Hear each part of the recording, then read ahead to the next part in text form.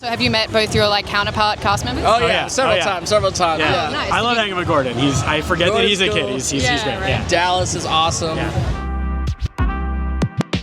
Awesome. So thank you so much for speaking with us today. I just wanted to ask, what is your favorite memory from your time recording Avatar: The Last Airbender from 20 years ago? Go ahead. It's a long time.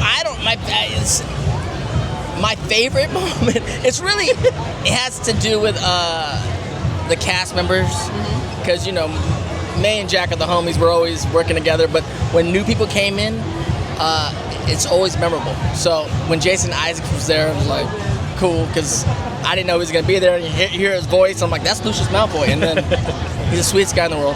And then of course when Mark Hamill came in the room was an all-time, fanboying inside, but very professional on the outside.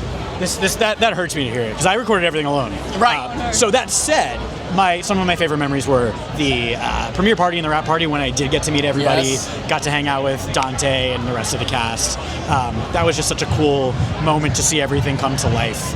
Because otherwise I was in a booth 3,000 miles away on the other side of the country. It was a voice in the room. Yeah, hey, Zach, yeah. Hey, there we are. Yeah. But then, we had these premiere parties with, Sifu Kisu showing off all of the different martial arts styles for the bending, and the drum circles. It was just incredible. Amazing. And it is the 20th anniversary. We know that, of course, Avatar is continuing. There is a new animated movie coming out. Are either of you involved in that?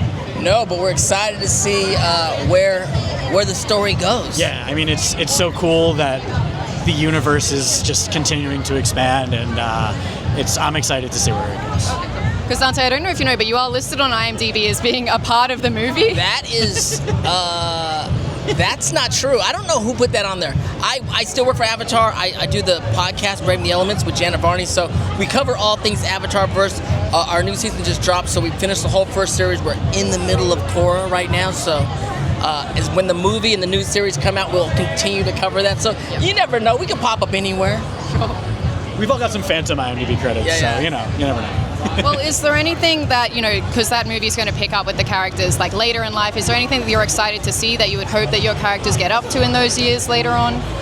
Yeah, I'd like to see how Fire Lord has been helping, how the Fire Lord has been holding up. He's older now. But I would also like to see, we're not hearing anything about it, but my sister Azula, I'd like to see what's going on with Azula. Sure. Yeah. Part of what I loved about Korra was the city vibe in Republic City, and I would love to see that being built and created from the ground up by Aang and everybody else who's involved. But yeah, there's a 70-year time jump between the end of Atla and the beginning of Korra, so there's a lot of ground to cover there. There's a lot of growing up that characters do, and it's going to be really cool to see it play out. Yeah, no, I agree. Very excited. And are either of you familiar with the live action adaptation that's been happening? Have you both seen it? Oh yeah. Yes. Oh yeah. Seen it? They did a great job. So what is your favorite thing to see the new actors do with your characters in live action? My favorite thing to see is really it all come to life, especially the bending. It's really beautiful. We've seen it in the animation, so to see how they created the fire bending and it's just to me, I was like, they got to do it. They got to learn all of those different martial arts styles to be able to bend accurately, so to speak. And we've had the pleasure of hanging out with the cast. They're great people, and they're doing a great job. I can't wait for the next couple of seasons. Yeah. That's cool. So have you met both your counterpart cast members? Oh yeah, several times.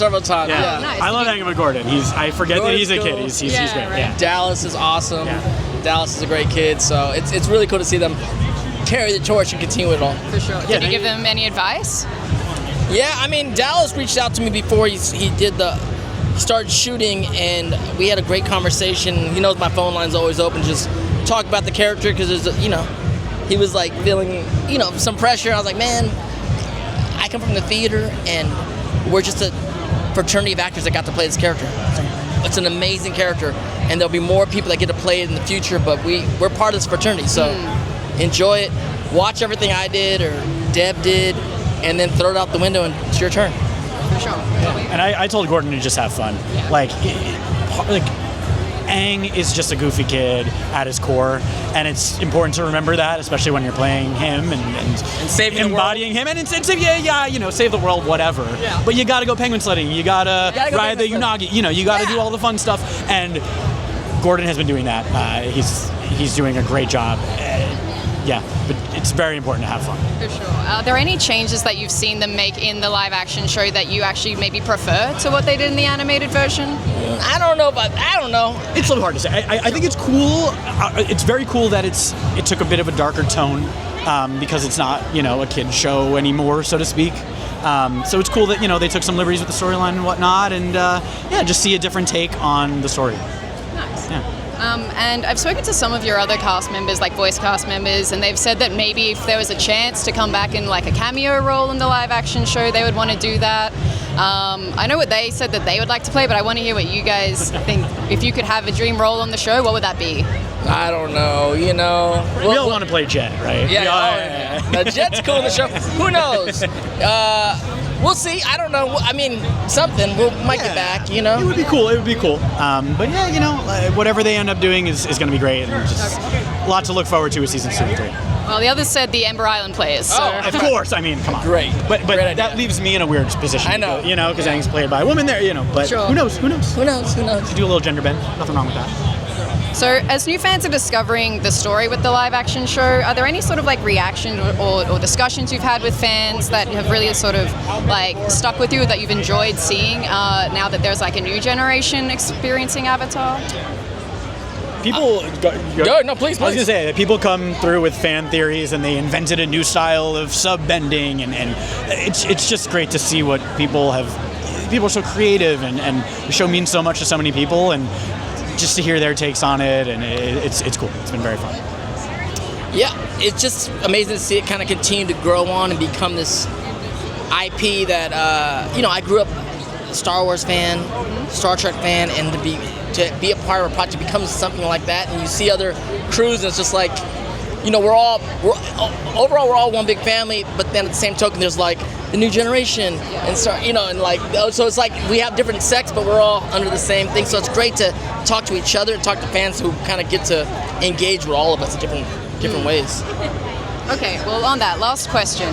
You did mention Star Wars. We at the direct cover, MCU, Star Wars, DC. Is there a particular franchise that if you could join any franchise, any particular dream role, what would that be? Come on, and everything is something. Star Wars. My dream was always to be a play-by-play announcer in the sports world.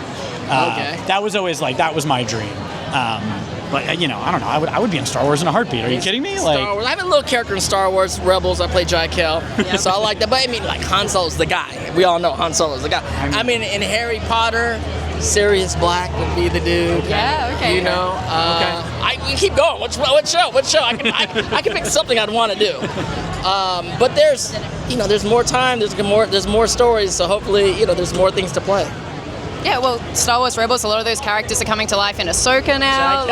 My guy came to life on Ahsoka, so it is cool to. Oh, you didn't get a call? I didn't get a call for that, but I'm around. I'm still around the Star Wars world.